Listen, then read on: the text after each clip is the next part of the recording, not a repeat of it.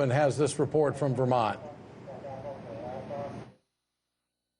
Behind me, candidate Bernie Sanders is singing one of the classic American folk songs, This Land Is Your Land, a patriotic tune written by Woody Guthrie, opposing the private ownership of land.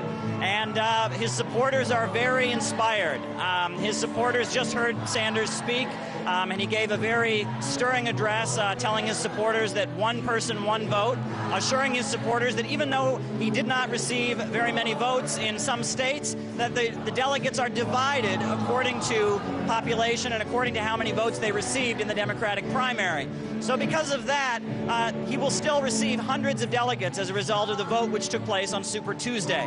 So it is very interesting. His supporters, a lot of them are very frustrated by the fact that regardless of how many people vote for Bernie Sanders, he will still not have the majority necessarily because of these superdelegate rules, these superdelegates, which are figures within the Democratic Party apparatus, figures within the structure of the Democratic Party, actually have more votes than delegates that are assigned by the vote in the primary. So because of that, there's a lot of frustration and confusion from the supporters.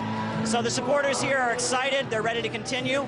Sanders has said he's not giving up and his campaign is not going anywhere place. But there is a lot of frustration. A lot of the supporters we spoke to, they said that they saw Hillary Clinton as kind of the establishment candidate. They saw her as part of the problem, not part of the solution. However, at the same time, many people said they thought Hillary Clinton was more electable and that in some ways Hillary Clinton might be more palatable to the average American. More people might vote for Hillary Clinton than would be willing to vote for Bernie Sanders.